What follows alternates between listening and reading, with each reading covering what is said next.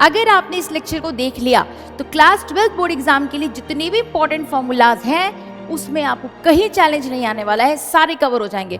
Cos inverse, sec inverse और cot inverse के अंदर अगर माइनस है तो it will become pi minus cos inverse x, pi minus sec inverse x and pi minus cot inverse x. इसके अंदर pi minus होता है, बाकी तीन के बाहर माइनस आ जाता है। साइन के अंदर साइन इनवर्स है तो एक्स बाहर आएगा, कॉस के अंदर कॉस इनवर्स है तो एक्स बाहर आएगा, टैन के अंदर टैन इनवर्स है तो एक्स बाहर आएगा। अगर सेम ट्रिग्नोमेट्रिक फंक्शन है तो एक्स बाहर आएगा। मंजिल मिल चुकी है तो मंजिल गिवन इवेंट नीचे और ए की प्रोबेबिलिटी पूछी कि रास्ता ए से मंजिल मिली तो contribution of path A by total probability of मंजिल।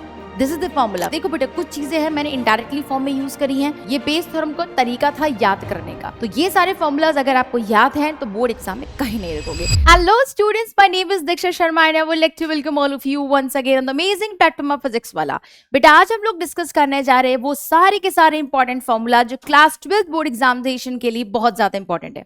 आज के लेक्चर में हम सारे फॉर्मूलाज कवर कर देंगे। अगर आपने इस लेक्चर को देख लिया तो क्लास 12 बोर्ड एग्जाम के लिए जितने भी इंपॉर्टेंट फॉर्मूलाज हैं उसमें आपको कहीं चैलेंज नहीं आने वाला है, सारे कवर हो जाएंगे। और this is the very best thing, जब आपका एग्जाम होने वाला से 2 घंटे पहले अगर आपको चीज रिवाइज करनी है तो प्लीज देखिए फॉर्मूला देख लीजिएगा, इसी लेक्चर को देख लीजिएगा। आ जाइए भाई, तो शुरुआत करते हैं। पहला चैप्टर आता है बेटा आपका रिलेशन एंड फंक्शन। सबसे पहला चैप्टर रिलेशन फंक्शन। इसमें 2 तरीके की चीजें हैं, तो टाइप्स ऑफ रिलेशंस है, टाइप्स ऑफ फंक्शंस है। टाइप्स ऑफ रिलेशन में अगर आपका सिमेट्रिक रिफ्लेक्सिव रिलेशन है यानी कि हर a comma a belongs to R होना चाहिए, हर एलिमेंट खुद से कनेक्ट होना चाहिए। सिमेट्रिक में क्या कहानी है, अगर ए कॉमा बी रिलेशन में है तो बी कॉमा ए रिलेशन में होना चाहिए। ट्रांजिटिव में क्या है, अगर ए कॉमा बी रिलेशन में है, बी कॉमा सी रिलेशन में है तो ए कॉमा सी भी रिलेशन में होना चाहिए। अगर कोई रिलेशन रिफ्लेक्सिव भी है, सिमेट्रिक भी है, ट्रांजिटिव भी है तो उसको हम लोग क्या बोलते हैं, इक्विवेलेंस रिलेशन। क्या बोलते हैं बच्चों, इक्विवेलेंस रिलेशन। अब आ जाइए टाइप्स ऑफ फंक्शंस पे। टाइप्स ऑफ फंक्शन में बेटा हमारे पास क्या है, 1 फंक्शन। अगर फंक्शन एफ ऑफ x1 बराबर एफ ऑफ x2 है, अगर f ऑफ x1 बराबर f ऑफ x2 है तो उस केस में x1 बराबर x2 भी हो जाएगा। That's it. अगर कोई फंक्शन 1 नहीं है तो वो मैनी 1 हो जाएगा। ऑन टू फंक्शन के बारे में क्या होता है, जो कोडोमेन है वो रेंज के बराबर होना चाहिए। ऑन टू फंक्शन में कोडोमेन रेंज के बराबर होना चाहिए। इनटू फंक्शन क्या है, जहां पे कोडोमेन रेंज के बराबर नहीं है। That's all from chapter number 1। Chapter number 2 में हमें इनवर्स ट्रिग्नोमेट्रिक फंक्शंस की डोमेन, प्रिंसिपल वैल्यू और रेंज के बारे में पता होना चाहिए। 6 इनवर्स ट्रिग्नोमेट्रिक फंक्शंस है। साइन इनवर्स एक्स का डोमेन -1 से 1 और रेंज ऑफ प्रिंसिपल वैल्यू -π/2 से π/2 क्लोज ब्रैकेट। यहां पे cos इनवर्स एक्स का डोमेन -1 से 1, 0 से pi range of principal value. tan inverse x की डोमेन -∞ से इंफिनिटी, रेंज क्या होगा -π/2 से π/2 open bracket. cot inverse x domain -∞ से इंफिनिटी, 0 से pi open bracket. cosec inverse x का डोमेन -∞ से -1 यूनियन +1 टू इंफिनिटी और रेंज कितना हो गया -π/2 से π/2 एक्सेप्ट 0। sec इनवर्स एक्स का डोमेन -∞ से -1 यूनियन +1 टू इंफिनिटी और इसके लिए बेटा 0 से पाई एक्सेप्ट π/2। अब आ जाइए नेक्स्ट प्रॉपर्टीज के ऊपर। साइन इनवर्स माइनस एक्स कितना होता है, minus of sine inverse x. Cosec inverse minus x होता है minus of cosec inverse x. Tan inverse of minus x होता है माइनस टैन इनवर्स एक्स। इन तीनों में बाहर माइनस साइन आ जाता है, लेकिन अगर कॉस इनवर्स, सेक इनवर्स और कॉट इनवर्स के अंदर अगर माइनस है तो it will become pi minus cos inverse x, pi minus sec inverse x and pi minus cot inverse x. इसके अंदर पाई माइनस होता है, बाकी तीन के बाहर माइनस आ जाता है। आगे प्रॉपर्टीज, अगर sine inverse 1/x cosec inverse x के होता है, cosec inverse 1/x sign inverse x के बराबर होता है। बेसिकली ये रेसिप्रोकल है बेटा, लॉजिकली सोचिए, साइन का रेसिप्रोकल कौन होता है, कॉसेक। कॉसेक का रेसिप्रोकल कौन है, साइन। सिमिलरली हम कॉस और इसके अंदर भी कर सकते हैं। ठीक है, हमारे लिए जो कॉस इनवर्स एक्स है वो सेक इनवर्स एक्स हो जाएगा, सेक इनवर्स एक्स का कॉस इनवर्स एक्स हो जाएगा। सिमिलरली टैन इनवर्स एक्स का कॉट इनवर्स एक्स हो जाएगा, तो कॉट इनवर्स 1/x का टैन इनवर्स एक्स हो जाएगा। ये एक दूसरे के रेसिप्रोकल रिलेशंस होते हैं। नेक्स्ट आता है बेटा इसके अंदर कॉम्प्लीमेंट्री प्रॉपर्टीज में, sign inverse x plus cos inverse x की वैल्यू π/2 होती है अगर x आपका -1 से 1 बिलोंग करता है। Similarly tan inverse x plus cot inverse x की वैल्यू भी π/2 होती है अगर x की वैल्यू ऑल रियल वैल्यूज है। Cosec inverse plus sec inverse x की वैल्यू π/2 होती है अगर इसका डोमेन -∞ से -1 यूनियन +1 टू इंफिनिटी होता है। आगे फिर ये आपके कुछ फॉर्मूलाज है कन्वर्जन के। Sine of sine inverse x होता है अगर x की वैल्यू -1 से 1 है, तो बेसिकली डोमेन लिखा हुआ है, दैट इज व्हाट डोमेन, -∞ से -1 ये आपकी डो में लिखी हुई है साइन इनवर्स की, तो इसको तो देखने की जरूरत नहीं है। यहां पर हम क्या देखेंगे, अगर सेम ट्रिग्नोमेट्रिक फंक्शन है, साइन के अंदर साइन इनवर्स है तो एक्स बाहर आएगा, कॉस के अंदर कॉस इनवर्स है तो एक्स बाहर आएगा, टैन के अंदर टैन इनवर्स है तो एक्स बाहर आएगा। अगर सेम ट्रिग्नोमेट्रिक फंक्शन है तो एक्स बाहर आएगा, right. Cot of cot inverse x, sec of sec inverse x, cosec of cosec inverse x के बराबर होता है। लेकिन अगर कॉस इनवर्स के अंदर कॉस है, साइन इनवर्स के अंदर साइन है, तो यहां पर हम लोग प्रिंसिपल वैल्यू चेक करते हैं। साइन इनवर्स के अंदर साइन एक्स कब होता है, जब ये एक्स इसके प्रिंसिपल इंटरवल में होता है। साइन इनवर्स का प्रिंसिपल इंटरवल क्या है, -π/2 से π/2। कॉस इनवर्स कॉस एक्स की वैल्यू एक्स होती है जब आपकी एक्स की वैल्यू 0 से पाई, यानी कि उसके प्रिंसिपल इंटरवल में होती है। सिमिलरली टैन इनवर्स के अंदर अगर टैन है तो उसकी वैल्यू -π/2 से π/2 ओपन ब्रैकेट हो जाती है, करेक्ट। कॉट इनवर्स के अंदर कॉट है तो उस केस में 0 से पाई ओपन ब्रैकेट हो जाएगी। सेक इनवर्स के अंदर सेक है तो उस केस में एक्स की वैल्यू 0 से पाई एक्सेप्ट π/2 हो जाएगा। कॉसेक इनवर्स के अंदर कॉसेक है तो उस केस में एक्स की वैल्यू -π/2 से π/2 एक्सेप्ट 0। ये प्रिंसिपल इंटरवल में आना चाहिए। Next, tan inverse x plus tan inverse y, tan inverse x plus y upon 1 - x y अगर x y greater than less than 1 है। अगर एक्स वाई ग्रेटर देन 1 हो जाएगा तो पाई प्लस हो जाएगा, अगर एक्स वाई 1 है तो ये π/2 हो जाएगा। अगर हम बात करें tan inverse x minus tan inverse y की, तो it will become tan inverse x minus y upon 1 plus x y. यहाँ पर एक्स वाई की वैल्यू ग्रेटर देन 1 है। आगे कुछ और फॉर्मूलाज हैं। 2 tan इनवर्स x क्या होता है, sin inverse 2x upon 1 plus x square. Similarly 2 tan inverse x कितना होता है बेटा, cos inverse 1 minus x square upon 1 plus x square. Similarly 2 tan inverse x कितना होता है, tan inverse 2x upon 1 minus x square. ये formulas important है। Next आता है मैट्रिसेस। मैट्रिसेस के अंदर आप लोग जानते ही हैं, अगर आपके पास नंबर ऑफ रोज 3 है, नंबर ऑफ कॉलम 4 है, तो ऑर्डर कितना हो जाता है 3 into 4। अगर आपका ऑर्डर m into n है तो नंबर ऑफ एलिमेंट्स कितने होते हैं, m into n। आपके पास नंबर ऑफ एलिमेंट्स कितने हो जाएंगे, m into n। सिमिलरली जब अगर हमें एडिशन और ऐड और सब्ट्रैक्ट करना होता है, दो मैट्रिसेस को ऐड या सब्ट्रैक्ट करना होता है, तो दोनों के करस्पॉन्डिंग एलिमेंट्स को प्लस कर दीजिए। ए को p के साथ, b को q के साथ, करस्पॉन्डिंग एलिमेंट्स को प्लस कर दीजिए।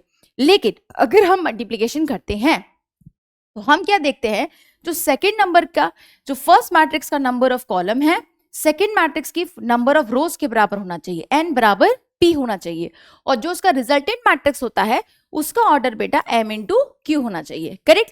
फर्स्ट मैट्रिक्स का number of column second matrix के नंबर ऑफ रो के बराबर है। अगर ऐसा है तो हम लोग बोलते हैं कि मल्टीप्लीकेशन एग्जिस्ट करेगा। आगे बढ़ते हैं। नेक्स्ट आता है ट्रांसपोज ऑफ मैट्रिक्स। इसमें हम क्या करते हैं, first row first column, second row second column. That's all about transpose of matrix. Transpose का ट्रांसपोज करने पे again we'll get the same matrix A. ठीक है बेटा, आगे बढ़े। सिमेट्रिक मैट्रिक्स क्या होता है, एक ऐसी मैट्रिक्स अगर मैं उसका ट्रांसपोज करूं तो मुझे सेम मैट्रिक्स मिल जाए, ए ट्रांसपोज करने पे ए आ जाए और ए आई जे बराबर ए जे आई हो जाए, एलिमेंट की position, right. Skew symmetric matrix क्या होता है, जब ए ट्रांसपोज करने पे माइनस ए आ जाए, यानी कि ए आई जे करने पे माइनस ऑफ ए जे आई आ जाए। डायगोनल एलिमेंट्स हमेशा क्या होते हैं, 0। स्क्यू सिमेट्रिक मैट्रिक्स के डायगोनल एलिमेंट्स क्या होते हैं, 0। और स्क्यू सिमेट्रिक मैट्रिक्स का डिटरमिनेंट भी किसके बराबर होता है, 0। ठीक है, आगे नेक्स्ट आता है डिटरमिनेंट्स। डिटरमिनेंट्स में पहला फॉर्मूला है एरिया ऑफ ट्राइंगल का। इसमें अगर आपको ट्राइंगल की तीनों वर्टिसेस पता है, x1 y1 x2 y2 x3 y3, तो एरिया क्या होता है, determinant of half, determinant of x1 y1 1, x2 y2 1, x3 y3 1। जो आपकी तीनों वर्टिसेस आपको दे रखे हैं, what is the formula of area, half determinant modulus लगाते हैं because area is always positive. तो इन केस अगर कैलकुलेशन आपकी नेगेटिव भी आती है तो एरिया पॉजिटिव होता है, तो हम उसकी मॉडुलस वैल्यू लेते हैं। दैट्स व्हाई बाहर मॉड लगाए, half determinant of x1 y1 1, x2 y2 1, x3 y3 1। अगर एबीसी कोलिनियर है तो एरिया कितना हो जाएगा, 0। अब आते हैं एडजॉइंट ऑफ मैट्रिक्स पे। एडजॉइंट ऑफ मैट्रिक्स में क्या होता है, हम सभी एलिमेंट्स के कोफैक्टर्स निकालते हैं। कोफैक्टर क्या होता है, सी आई जे बराबर -1 की power i plus J into minor. ठीक है, तो एडजॉइंट में हम क्या करते हैं, सभी एलिमेंट्स का कोफैक्टर निकालते हैं, फिर उसका ट्रांसपोज करते हैं। सभी एलिमेंट्स का कोफैक्टर निकालते हैं, फिर उसका ट्रांसपोज करते हैं, वो होता है adjoint of matrix A. Inverse of matrix कैसे निकालते हैं, adjoint of A by determinant of A. Adjoint of matrix A upon determinant of matrix A. अगर डिटरमिनेंट मैट्रिक्स ए 0 नहीं है तो मैट्रिक्स कहलाता है इनवर्टिबल। ठीक है, तभी इसका इनवर्स एग्जिस्ट होगा। अगर डिटरमिनेंट ऑफ ए 0 हो गया, मैट्रिक्स का इनवर्स एग्जिस्ट नहीं करेगा। नेक्स्ट आता है कॉन्टिन्यूटी। कॉन्टिन्यूटी में एक सिंपल सा प्रोसेस है कि कोई भी फंक्शन कॉन्टिन्यूस कब कहलाता है, जब उसकी लिमिटिंग वैल्यू फंक्शनल वैल्यू के बराबर होती है। लिमिटिंग वैल्यू का मतलब उसका left hand limit, right hand limit functional value के बराबर हो जाता है। डिफरेंशिएबिलिटी का क्या कॉन्सेप्ट है कि अगर कोई फंक्शन डिफरेंशिएबल है x बराबर a, तो उस केस में limit extends to a f of x minus f of a upon x minus a exist करना चाहिए। और in NCERT limit extends to 0 f of x plus h minus f of x upon h exist करना चाहिए। अगर ये limit exist करती है तो फंक्शन डिफरेंशिएबल होता है। इसके कुछ बेहतरीन फॉर्मूलाज हैं। sin x का डिफरेंशिएशन cos x होता है, cos x का minus sin x, tan x का sec square x, sec x का sec x tan x, cot x का minus cos x square x, cos x का minus cot x cos x।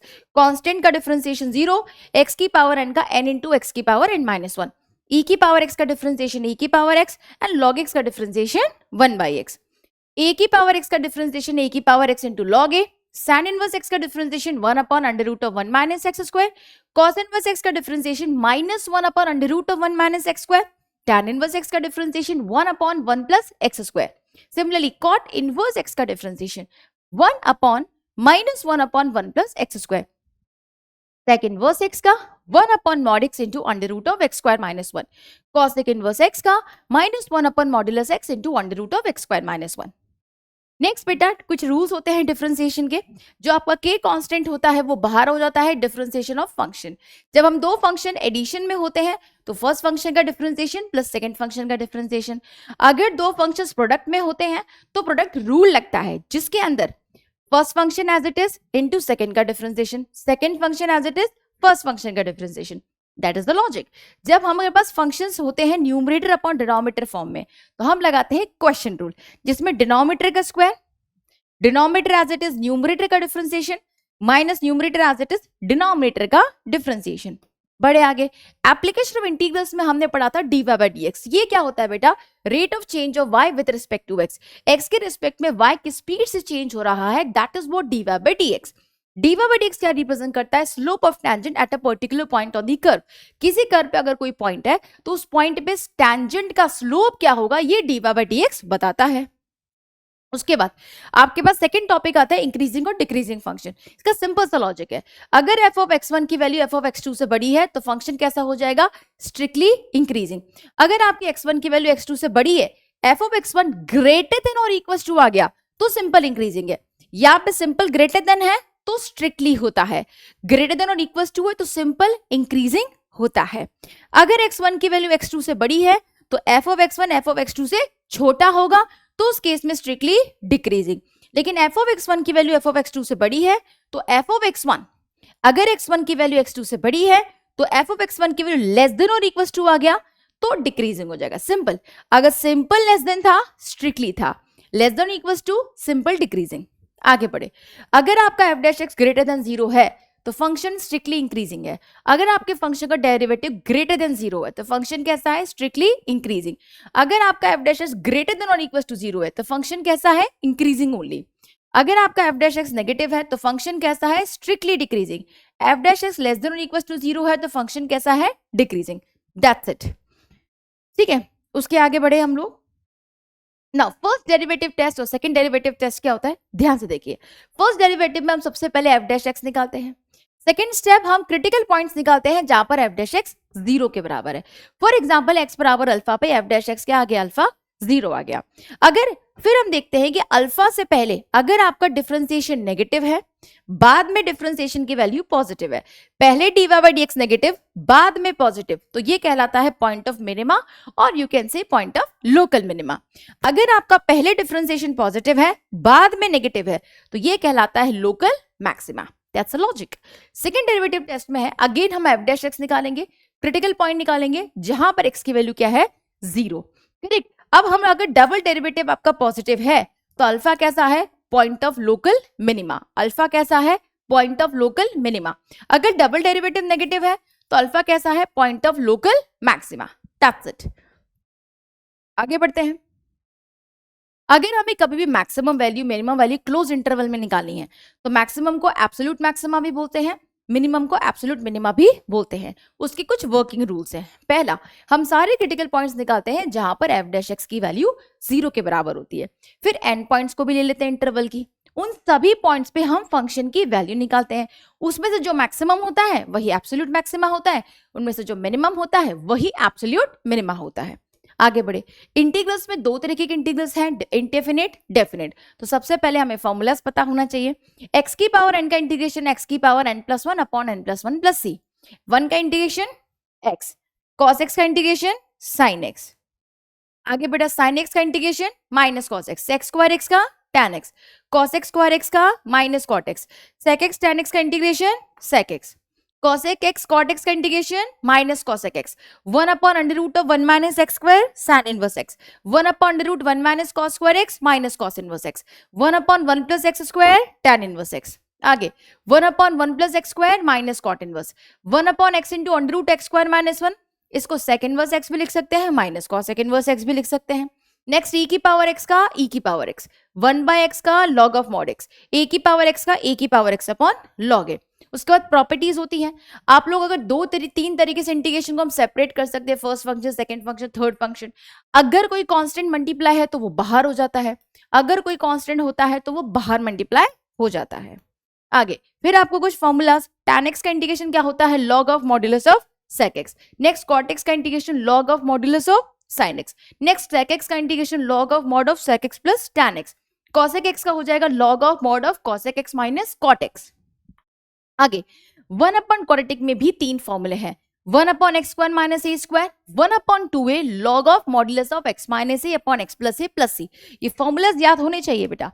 Next 1 upon a square minus x square क्या हो जाएगा, 1 upon 2a log of mod of a plus x upon a minus x plus C. Next मेरा बच्चा 1 upon x square plus a square हो जाएगा 1 upon a tan inverse x by a plus C. Next मेरा बच्चा 1 upon under root of A square minus x square हो जाएगा sin inverse x upon a plus c. 1 upon under root a square plus x square हो जाएगा log of x plus under root of x square plus a square plus c. 1 upon x square minus a square हो जाएगा under root के अंदर log of x plus under root of x square minus a square plus C. Next integration by parts, उसमें क्या होता है, आपके दो फंक्शंस होते हैं, फर्स्ट फंक्शन और सेकंड फंक्शन। वो हम कैसे डिसाइड करते हैं, आइलेट के कॉन्सेप्ट से। उसमें क्या प्रोसेस है, first function as it is, second function का integration minus differentiation of first function into second function का इंटीग्रेशन का whole integration with respect to x। first function as it is, second का integration minus differentiation of first function into second function का integration, that's it. उसके बाद बेटा form होती है, अगर e की पावर x में एक फंक्शन और उसका डिफरेंशिएशन, एक फंक्शन उसका डिफरेंशिएशन है, तो आंसर हो जाता है e की power x fx plus c। Next बेटा पार्शियल फ्रैक्शन में तीन कैटेगरीज होती हैं, लेकिन पार्शियल फ्रैक्शन कब एप्लीकेबल है, जब degree of numerator degree of denominator से छोटा होना चाहिए, पहली चीज। दूसरी बात, अगर numerator upon denominator fraction form में है तो हम क्या लगाते हैं, पार्शियल फ्रैक्शन, ठीक है। टाइप 1, अगर न्यूमरेटर अपॉन सारे के सारे फैक्टर्स कैसे हैं, लीनियर, मतलब सबके x की पावर 1 है और सारे फैक्टर्स एक एक बार ही हैं, तो हम लोग क्या करते हैं, a upon x minus a plus b upon x minus b plus c upon x minus c. लेकिन अगर कोई फैक्टर दो बार है और एक फैक्टर एक बार है ना, लीनियर है लेकिन दो बार प्रेजेंट है, तो a upon x minus a plus b upon x minus a का whole square plus c upon x minus c. अब अगर थर्ड कैटेगरी में कोई फैक्टर जो है वो क्वाड्रेटिक है, x square plus a, that is a quadratic factor into x minus b, तो ये क्या हो जाएगा भाई, a x plus b upon x square a plus c upon x minus b, that's it. आगे बढ़े, रूट क्वाड्रेटिक, ये क्या है, अगर root of x square plus a square का इंटीग्रेशन है, that is x upon 2 under root of x square plus a square plus a square by 2 log of x plus under root of x square plus a square. Next under root of x square minus a square का integration क्या हो जाएगा, x by 2 under root of x square minus a square minus a square by 2 log of x plus under root of x square minus a square. उसके बाद बेटा under root of A square minus x square का integration क्या हो जाएगा, x by 2 under root of A square minus x a square plus a square by 2 sin inverse x by a plus c, and they are really very important formulas। next आते हैं definite integration की properties पे, which is very important। Property number 1 कि अगर मैं variable of integration को बदल दूं तो कोई फर्क नहीं पड़ता है जब तक फंक्शन के ऊपर लिमिट सेम है। प्रॉपर्टी नंबर 2, अगर हम लोग अपर लिमिट और लोअर लिमिट को एक्सचेंज करते हैं तो सिर्फ माइनस साइन का डिफरेंस आता है इंटीग्रेशन की वैल्यू पे। थर्ड प्रॉपर्टी, हम लोग लिमिट्स को ब्रेक कर सकते हैं as per the demand of question. अगर मुझे ए से बी तक इंटीग्रेशन करना है तो ए से सी, सी से ही शुरू, सी से बी हम लोग इंटीग्रेट कर सकते हैं और सी उसके बीच में, ए और बी के बीच में कहीं लाई करेगा। नेक्स्ट बेटा, fourth property which is really very very important, यहाँ पे जो वेरिएबल ऑफ इंटीग्रेशन होता है उसको हम upper limit plus lower limit minus x से रिप्लेस करते हैं। एक्स को किससे रिप्लेस करते हैं? Upper limit plus lower limit minus x से रिप्लेस कर देते हैं, तो हमारे पास इंटीग्रेशन की वैल्यू सेम रहती है और इससे 90% क्वेश्चन सॉल्व होते हैं। सेम प्रॉपर्टी यहाँ पे भी वही है, upper limit plus lower limit minus x से रिप्लेस किया है। सेवंथ प्रॉपर्टी बोलती है कि अगर आपके पास कोई फंक्शन का इंटीग्रेशन 0 से 2a है तो आप 2a को हाफ कर देते हो। अगर अपर लिमिट को हाफ करते हो तो ये हो जाता है 0 से f of x plus f of 2a minus x का इंटीग्रेशन। और अगर आपका f of x f of 2a minus x के बराबर है तो 0 से 2 fx का इंटीग्रेशन हो जाएगा 2 टाइम्स 0 से a fx का इंटीग्रेशन। अगर f of x minus of f of 2a minus x के बराबर है तो ये हो जाएगा 0 से 2a fx का इंटीग्रेशन किसके बराबर हो जाएगा? 0 के। एट्थ प्रॉपर्टी, माइनस a से a का इंटीग्रेशन अगर है, माइनस a से a यानी कि upper limit lower limit magnitude wise same है, साइन बदल गया तो उस केस में बेटा इंटीग्रेशन की value f of x plus f of minus x के बराबर हो जाएगी। अगर यहाँ पे ऑड फंक्शन निकला, अगर फंक्शन ऑड है तो इंटीग्रेशन की वैल्यू 0। और ऑड फंक्शन की क्या खासियत है कि f ऑफ माइनस एक्स करने पे माइनस ऑफ एफ एक्स आ जाता है। अगर इवन फंक्शन है यानी कि f ऑफ माइनस एक्स करने पे फिर से f ऑफ एक्स आ जाएगा, f ऑफ माइनस एक्स करने पे बेटा फिर से f ऑफ एक्स आ जाएगा, तो वो फंक्शन इवन होता है। अगर इवन फंक्शन है तो इंटीग्रेशन की वैल्यू हो जाएगी 2 टाइम्स 0 से a fx का इंटीग्रेशन। अगर फंक्शन ऑड है तो इंटीग्रेशन की वैल्यू 0। आगे बढ़ते हैं। नेक्स्ट बेटा आता है एप्लीकेशन ऑफ इंटीग्रल्स चैप्टर, जिसके अंदर हम एरिया फाइंड आउट करने का काम करते हैं। अब उसके अंदर हमने क्या पढ़ा था? एरिया क्या होता है कि अगर मुझे कभी भी area bounded by the graph of function x axis between the ordinates x बराबर ए एक्स बराबर, आप देख सकते हो this is the graph, x बराबर ए एक्स बराबर बी। अगर मुझे बाउंडेड एरिया फाइंड आउट करना है तो इसकी वैल्यू होती है इंटीग्रेशन ए से बी, उस फंक्शन की कर्व का इंटीग्रेशन, राइट। एरिया पॉजिटिव होता है तो मॉडुलस लगाते हैं। वहीं पे अगर हमारा एरिया ये कर्व है और लिमिट्स बेटा ए से बी है, मुझे इस बाउंडेड एरिया को निकालना है, integrate with respect to y होगा क्योंकि इस बार लिमिट्स a से b है तो फंक्शन के अंदर भी वेरिएबल y होना चाहिए। तो a से b integration of gy with respect to y, area positive है मॉड लगा दिया। नेक्स्ट, अगर दो बाउंडेड एरिया के बीच में ग्राफ निकाला है, बाउंडेड एरिया ये अपर लिमिट है, सॉरी ये अपर कर्व है, ये लोअर कर्व है, तो बाउंडेड एरिया की वैल्यू कैसे निकालते हैं? a से b integration upper curve minus lower curve. वहीं पे अगर हमने लिमिट्स y एक्सिस से उठा ली हैं, y बराबर a y बराबर b, तो इंटीग्रेशन की वैल्यू क्या हो जाती है? Right curve minus left curve. क्या हो जाती है इंटीग्रेशन की value? Right curve minus left curve. That's it. आगे बढ़े, डिफरेंशियल इक्वेशन चैप्टर आता है जिसके अंदर ऑर्डर आता है। ऑर्डर का मतलब क्या है? हाईएस्ट ऑर्डर डेरिवेटिव, जो भी हाईएस्ट ऑर्डर डेरिवेटिव है उसी को हम लोग ऑर्डर बोलते हैं। डिग्री का मतलब क्या है बेटा? जो भी power of highest order derivative होता है, जो डिफरेंशियल कोएफिशिएंट किस फॉर्म में होने चाहिए? पॉलिनोमियल फॉर्म में। तो उस केस में जो भी हाईएस्ट ऑर्डर डेरिवेटिव होता है उसकी जो पावर होती है वही डिग्री होती है। तीन मेथड्स बताए गए हैं। मेथड नंबर 1 वेरिएबल सेपरेबल, जिसमें हम x और y को सेपरेट कर देते हैं। Method number 2 homogeneous differential equation, उसके अंदर जो फंक्शन होता है या तो y अपॉन x की फॉर्म में होता है या x अपॉन y की फॉर्म में होता है। dy बाय dx अगर है तो y अपॉन x को हम t लेते हैं, अगर dx अपॉन dy है तो हम x अपॉन y को t लेते हैं। नेक्स्ट आता है linear differential equation. Step number 1 रहता है हम आइडेंटिफाई करते हैं p और q क्या है। Step number 2 integrating factors find out करते हैं e raise to the power p का इंटीग्रेशन। Step number 3 y into integrating factor, right hand side में q इंटू इंटीग्रेटिंग फैक्टर का इंटीग्रेशन। बड़े आगे वेक्टर्स चैप्टर आता है जिसमें एक सिंपल सी बात की गई है कि अगर एक p है जिसकी कोऑर्डिनेट्स है x y z, तो उसका पोजीशन वेक्टर हो गया xi cap yj cap zk cap, उसका मैग्नीट्यूड क्या हो जाता है? Under root of x square plus y square plus z square. अगर ये OP कितना कितना एंगल बनाता है? Positive x axis alpha, y के साथ बीटा, z के साथ गामा। अगर पॉजिटिव एक्स एक्सिस के साथ अल्फा बनाता है, y के साथ बीटा बनाता है और x z के साथ गामा बनाता है, तो उस केस में अल्फा बीटा गामा क्या कहलाते हैं?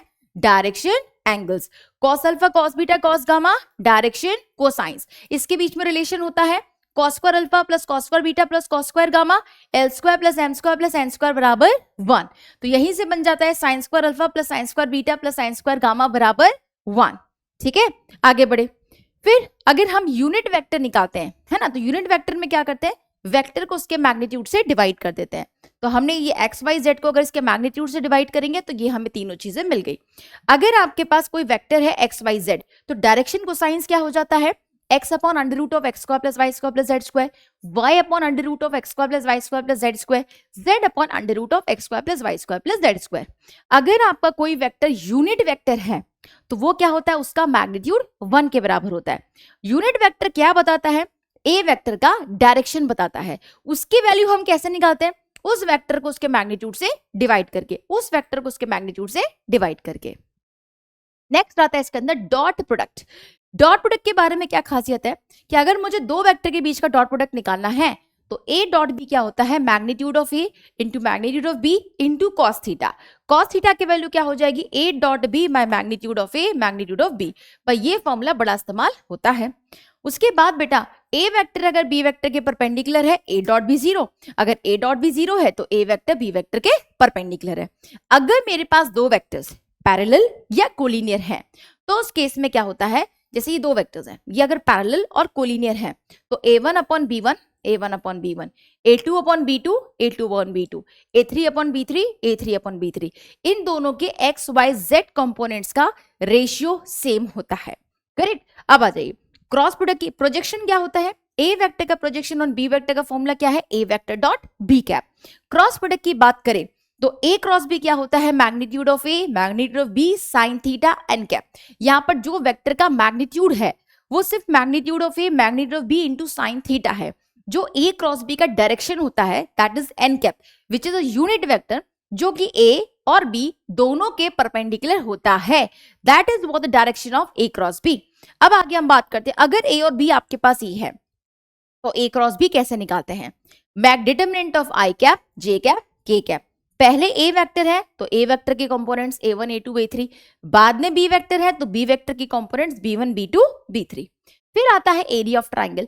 अगर मुझे ट्राइंगल में पड़ोसी साइड्स को रिप्रेजेंट करने वाले वेक्टर्स दिए हैं ए वेक्टर और बी वेक्टर, तो उस केस में एरिया ऑफ ट्राइंगल क्या हो जाता है, half into cross product A cross B का मैग्नीट्यूड। लेकिन वहीं पे अगर एक पैरेललोग्राम है, हमको दो साइड्स को रिप्रेजेंट करने वाले दो एडजेसेंट साइड्स को रिप्रेजेंट करने वाले वेक्टर्स दे रखे हैं ए वेक्टर और बी वेक्टर, तो उस केस में जो एरिया ऑफ पैरेललोग्राम होता है that is magnitude of A cross B, that is magnitude of A cross B. वहीं पे बेटा d1 d2 क्या रिप्रेजेंट कर रहा है, डायगोनल्स।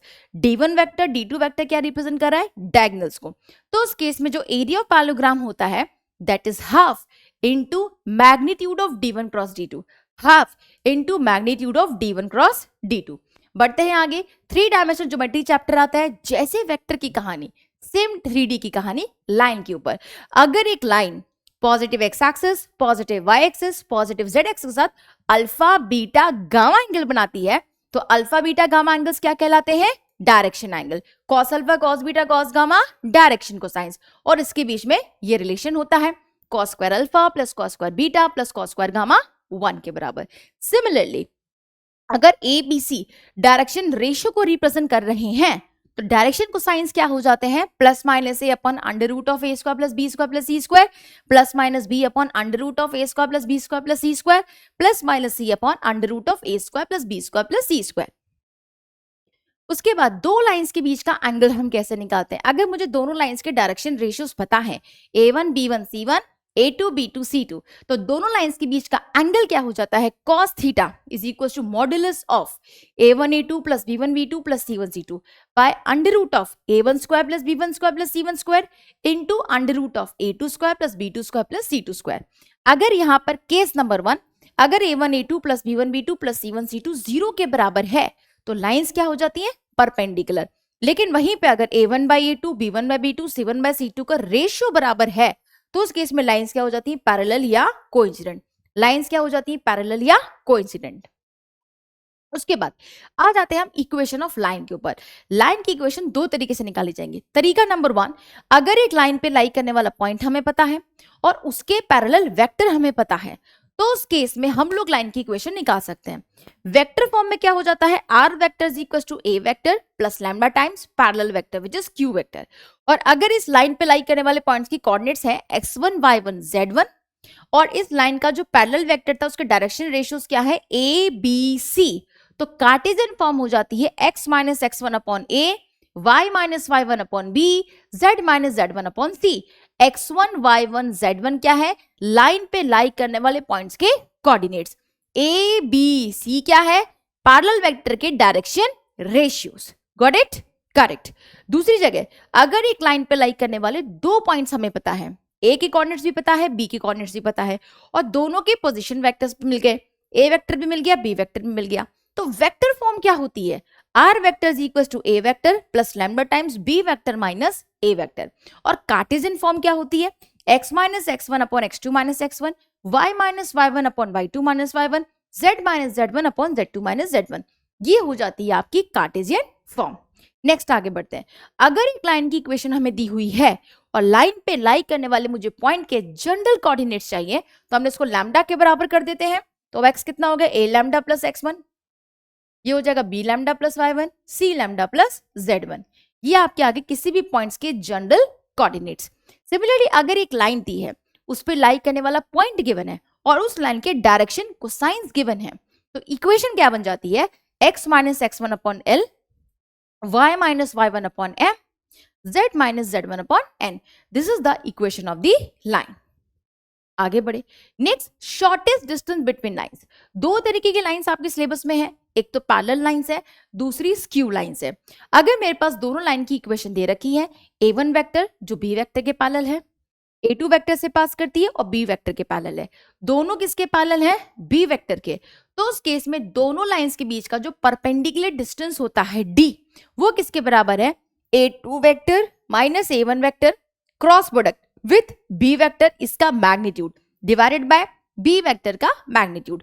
वहीं अगर स्क्यू लाइंस है, जो a1 वेक्टर से पास करिए पहली लाइन b1 के पैरेलल है, a2 वेक्टर से पास करिए b2 के पैरेलल है, तो शॉर्टेस्ट डिस्टेंस क्या हो जाएगा?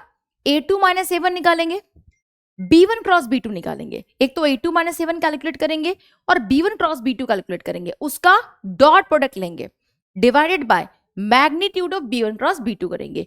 ये जो हमें वैल्यू दे देगी उसका मॉडुलस लेंगे, because distance is always positive. ये फॉर्मूलाज आपको याद रखने हैं भाई। नेक्स्ट, लीनियर प्रोग्रामिंग में काहे का फॉर्मूला। दो ही तरीके के सवाल होते हैं, bounded unbounded, no formula exist. Yes, probability. पहला फॉर्मूला कंडीशनल प्रोबेबिलिटी का, अगर पूछता है probability of A given B, तो बाद में जो लिखा है उसकी प्रोबेबिलिटी नीचे, ऊपर इन दोनों का इंटरसेक्शन। दूसरा, इंडिपेंडेंट इवेंट्स की क्या कंडीशन होती है कि अगर दो ए एंड बी इंडिपेंडेंट हैं, तो probability of A intersection B क्या हो जाता है? Probability of A into probability of B. Third case, multiplication theorem क्या है बेटा? अगर probability of A intersection B चाहिए, तो probability of A into probability of B given A. उसके बाद अगर probability of A union B आपसे पूछा गया, तो probability of A plus probability of B minus probability of A intersection B. D Morgan's law की प्रॉपर्टी यूज करके probability of A bar intersection B bar पूछा है, तो 1 minus probability of A union B.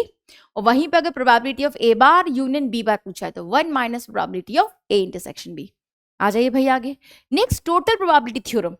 एक मंजिल को पाने के 3 रास्ते हैं ए बी सी, तो अगर मुझे मंजिल की प्रोबेबिलिटी चाहिए तो क्या हो जाएगा? रास्ते ए की प्रोबेबिलिटी उस रास्ता ए से मंजिल की प्रोबेबिलिटी प्लस रास्ता बी की प्रोबेबिलिटी उस मंजिल बी से उस रास्ता बी से मंजिल की प्रोबेबिलिटी, रास्ते सी की प्रोबेबिलिटी रास्ता सी से मंजिल की probability.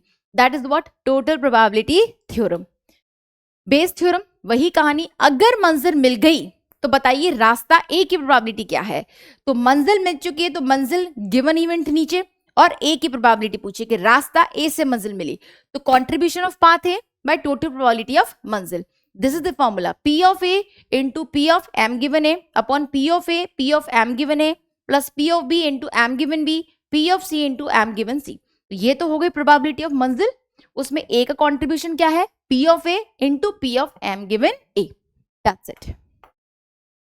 So this is all class formulas from my side. तो ये सारे इंपॉर्टेंट फॉर्मूलाज है। देखो बेटा, कुछ चीजें हैं मैंने इनडायरेक्टली फॉर्म में यूज करी हैं, तो अगर आपको लगे, बिकॉज मेरे जो लेक्चर्स मैंने जैसे मंजिल वाली चीज थी, ये बेस थ्योरम का तरीका था याद करने का जो मैंने बताया था, तो ये सारे फॉर्मूलाज अगर आपको याद हैं तो बोर्ड एग्जाम में कहीं नहीं रखोगे। सो आई होप ये लेक्चर आपको काफी हेल्प करेगा। मिलते हैं ऐसे ही फ्रूटफुल सेशन में इन द नेक्स्ट सेशन। तब तक के लिए thank you so much, take care, God bless you and all the very best for board exams.